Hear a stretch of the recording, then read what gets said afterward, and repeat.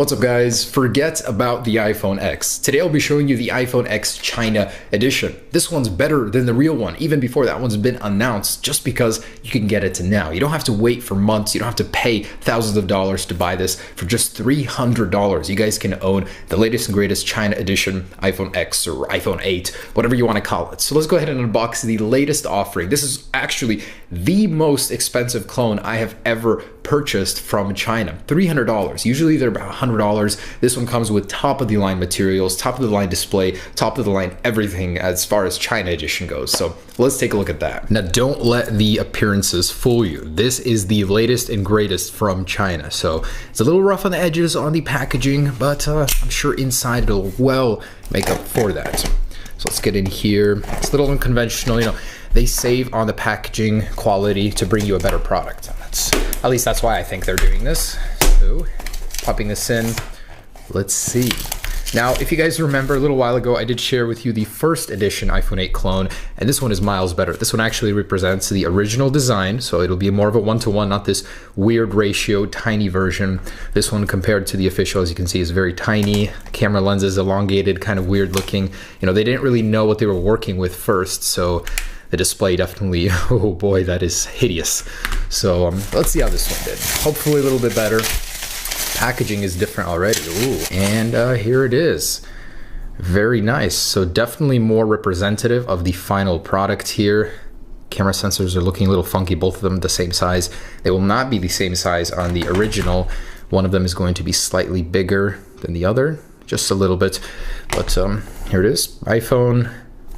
Pretty okay. Let's see what it says.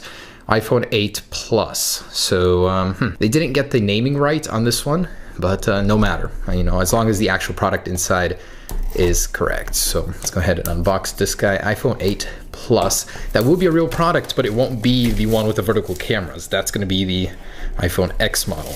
Okay, and here it is. Oh, definitely a little bit more accurate inside. We've got this. Still no Apple stickers. The day a clone comes with Apple stickers is the day I will cry on camera for the first time. And this guy feels solid. It feels very hefty. That's nice. The feeling of premium quality just because it's heavy. We've got our accessories here. Unfortunately, no bundled AirPods this year, but we do have these. I wonder, do these come with a lightning? Oh, they do. So I'm assuming this doesn't have a headphone jack either. All right, so that is the iPhone 8 packaging. Let's check out the actual product. So how do I get this out of here? They actually sealed it in, so I literally have to cut it out of here. Okay. All right, and please be good. Did they really seal it into both of these? Wow, airtight. Okay. Ooh, iPhone. And here it is. Guys, look at that. They actually put an effort into getting those curved corners up on top, the sensor bar. Unfortunately, I'm seeing a little difference there from the original. There's a chin on the bottom and on the top where the screen doesn't go all the way through. So if I peel off the screen protector, look at that. There actually is a border here. So unfortunately, the display on this one does not go all the way up, but it is an 18:9 display. So that makes it the most sophisticated display on an iPhone clone ever. And on the back, check that out. It's very clean. No FCC labels. Looks definitely in tune with more of the original here. So this is an early look, but still pretty dang good for the real deal, or the real clone deal. Camera lens looks definitely better than this one. You know, this design in general, I do like it. I mean, I don't see why people are disliking it. It looks cool, something different. Let's go ahead and power it on. And by the way, this has the longer power button here, and hopefully it's charged up here. On the bottom, we got our lightning port, stereo, well, just speakers for now, and then this one might have a stereo speaker up here, who knows. Tiny status bar cut out there, the speaker grill. There it is. Dang, that's not bad. That gives you a huge user experience, and that's a very sharp display. So you definitely get what you pay for with this. $300 for a clone is no laughing matter. Let's see how the software does though. Does it make up for the price? So build-wise, I definitely say it's definitely the most well-built clone I've felt. Metal border there.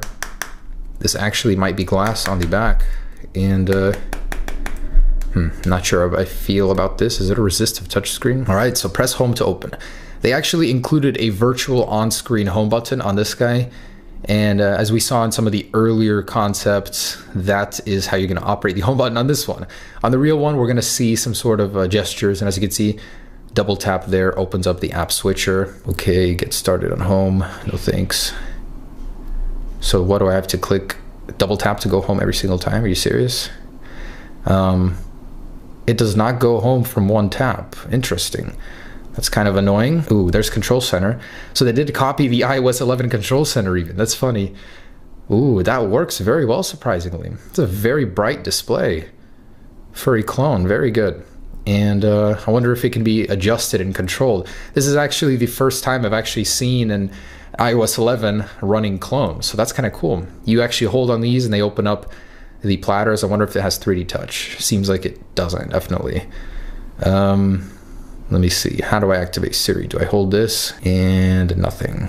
So if I hold it, does it go home? No, it does not. Interesting. They kind of complicated this for no reason. Over here, we've got the widget view there. Cool. And the notification center. Unfortunately, they didn't copy the cover sheet, so it doesn't bring down the lock screen, just the notification center. Anyways, still acceptable for iOS 11. Let's go ahead and see what this thing is running. So let's jump in here.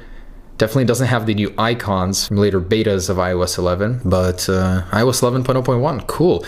So this was a firmware that was rumored the iPhone 8 is going to come with it. Looks like it does. But we've got 128 gigabytes here, and this I believe is real 128 gigabytes for the price tag. Man, oh, that's annoying. No home with a single button. Even the App Store icon is not changed. The Maps is the old one. It's not the real deal, unfortunately. But it does look very good. I like how they blended the corners. Looks very sharp. So the display is pretty clean on this guy. The OS is there. Let's see what each one looks like. So that's the camera, the music player here. Wow, they really went above and beyond to copy all of those. That's cool. Let's see if they got the new App Store or if that's just a Play Store. Oh, wow. That's cool. That's the first time I've ever even saw a cloned App Store. Let me connect it to Wi-Fi and see if it actually works. Oh, home button started working. Okay, cool. That is actually amazing. The amount of effort these guys put to trick you into thinking that's a real App Store is amazing. So they have some sort of custom App Store on here with the very same look, and at least the features works. Categories, yeah, so this thing actually works. Not gonna find all the apps you want in here, but that is pretty neat. They got the animations even, so the animations very similar to the ones currently in iOS 11. Let's see the lock screen. Press home to open. Oh, whoa. What? So you can actually slide it to the camera and it unlocks the device? Oh, no, it doesn't. Just a weird glitch. All right, that's kind of interesting. It's just funny for me to go through this and see how they program this thing compared to the real deal. And look, here is the real App Store. So if you want the Play Store, not the BS one over here, you're gonna find that in the extras. So what else? What else could I show you guys? I got Safari, definitely cloned that one. The phone application. Let's see if they got a dark mode in here. Did these guys put a dark mode in before Apple even? Unfortunately, none of that. And automatic backlight setting is still in here. They didn't move it. Let's see what kind of wallpapers they got in here. If they got the same. Yeah, they actually got the same. So none added, none removed either. That's funny. They even copied the iOS 11 calculator look. So that attention to detail certainly is there. Unfortunately, I wasn't able to get Siri working, which I'm sure they don't even have. It'd probably be a Google Now overlay. Let's go ahead and see how fast this thing is and what it's actually running. And they do actually have a fake 3D touch. So you hold and long press on an icon. I'm guessing if you keep pressing it, you can wiggle it. Or no, I guess not. You can't wiggle that one, but you can wiggle others that don't have that menu. And it's pretty responsive. Sorry, I keep getting distracted here, but this is hilarious. They actually want you to believe that Touch ID is working on this virtual home screen button. So it's scanning it, adjusting my grip. And what a dream this would be if this was real, but that'd be so funny. A clone comes to market with an under the screen embedded fingerprint sensor before Apple. And let's go ahead and see if this works. And I tried to see if there was any iris sort of facial unlock system. Unfortunately, there isn't. And did it work? Why are you not scanning my fingerprints? I guess not. It's all a fake. It does not actually let you. And unlike Apple, it lets you take off the fingerprint without putting your passcode in even. All right. Got Android 6.0, even the Galaxy Note 8 clone I saw a little while ago had something newer. Ooh, 1.3 gigahertz. Hey, at least they're honest. At least they're honest. And 962 megabytes, so 1 gig of RAM. Let's run that benchmark. Don't have high hopes for this one though. And I'm sorry guys, I tried twice. Halfway through the benchmark being completed, it just crashes and I have to restart and nothing happens. That should tell you enough you need to know about the performance of this guy. If you're buying it, definitely don't do it for the performance aspect. So let's go ahead and take a look at that camera. I'm hoping that this will be a next generation experience with a vertical camera. All right, just kidding guys. On the real one, yes, this one, I bet this one is a fake on the bottom. It looks like a dud. But we'll open it up and take a look in just a second. All right, so I'm starting from a dark to light environment, and wow, look at that motion blur. This is just walking down. If I stand still, it's still hard for it not to happen. Hard to believe that Apple changed these cameras at all, you know? I would expect a little bit more from a vertical lens camera. Should be doing a little bit better.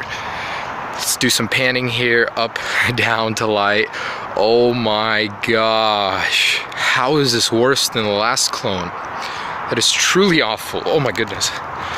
So if you're buying this for the camera, just know this literally should not even be defined as a camera. It is so bad. And the front-facing camera, hard to say it's any better. I don't even know what all of those little things are. I bet they're duds, but there it is. Also some pretty awful motion tracking blur there.